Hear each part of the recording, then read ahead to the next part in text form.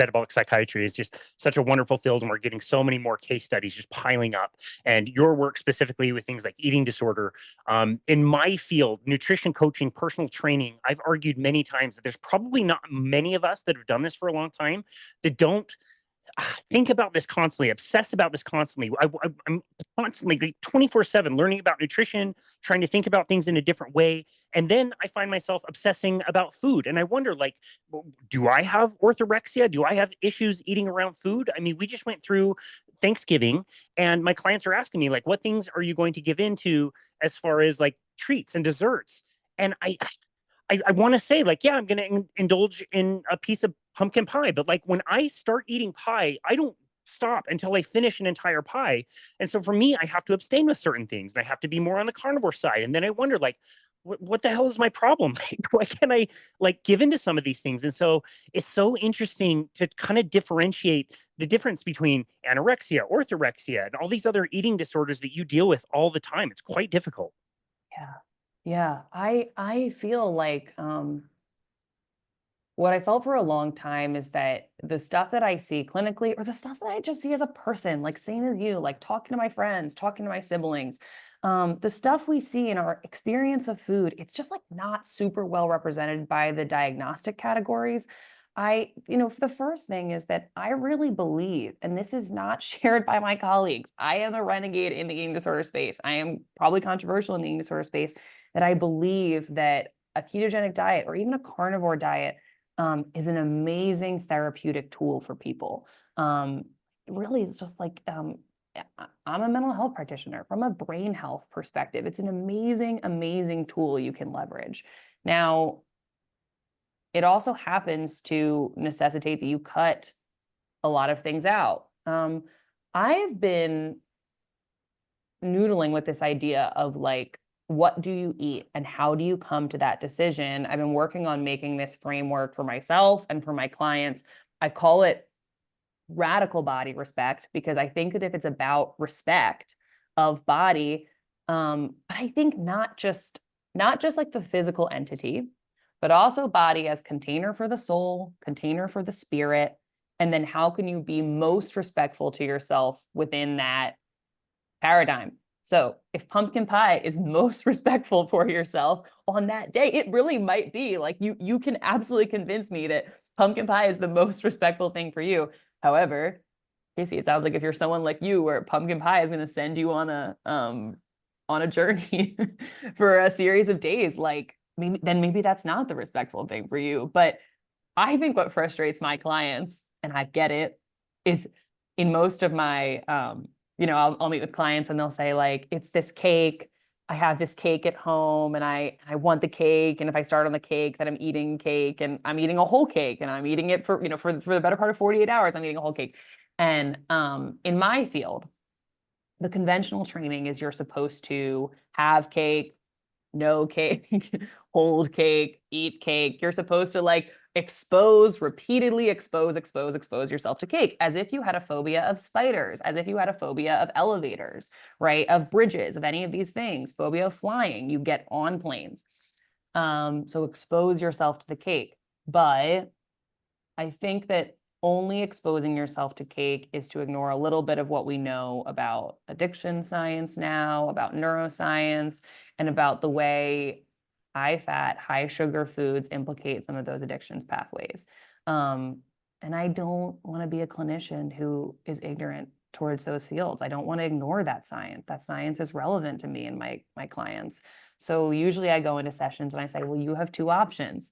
We can repeatedly expose you to cake, and you can get to know cake and moderate cake in moderation, or we can say cake is not my food right now. Yeah. Very well explained. I love that. Yeah, I absolutely love that. It's also very near and dear to my heart, because my wife struggled with anorexia when she was an adolescent, and she was in an outpatient kind of program at age 14. And I personally have seen her on a ketogenic kind of slash carnivore diet step away from things like conditions like Raynaud's she doesn't have anymore. And like she was on Adderall. She's not on Adderall anymore. And her mental health is so much better. And I've seen so many improvements, but yet like it's a little bit awkward when we're with family and they look at this as like, wow, this is such a restricted diet. Why are you putting somebody who's restricted their whole life on a restricted diet? And it's like, first of all, I'm not putting anybody on anything. It's what she wants to do. But it's hard to kind of explain to people because again, the conventional wisdom, of course, like justifiably, is you should not restrict somebody who's been restricting their food all the time. But it's a totally different paradigm, and we're seeing all the case studies now of people that are really truly improving by eating this type of way. It will be so interesting. Right now at UCSD, Guido Frank's lab is doing ketogenic diet for adults in PHP with anorexia. I can't wait to see what comes out of that. But you know, it's interesting. Like I I experience carbohydrate restriction. Like I get it. Like it's restriction. You're cutting out foods. I totally get it. But what's been fascinating is like the profile I find in my work, especially if you are clinical levels of anorexia or bulimia, is you are fat phobic, dietary fat phobic. So, you know, there are people who would say like, what a restrictive diet. Well, do you know how big of a deal it would be to get someone with anorexia, with bulimia to have a steak? I sit professionally and I do steak exposure with my, and these are not people I who are love on any that. diet, right? These are just like kids and teens who like want to reintroduce red meat because meat aversion is a real thing. And it's fascinating how like, I don't think people understand, like, if you are clinical levels of eating disorder, it's a very, very big deal for you to eat steak and eggs. I mean, it major. Yeah, that's a really good point. Katherine, I wonder if you could tell our audience how you got into this, because this wasn't originally your professional track. If I understand your story correctly, you're doing something completely different and then got into this later. How did you get interested in this stuff? Well, I was so impressed with you because my first job out of undergrad was I was a podcast producer. I worked on a podcast team. That's how I met Tro.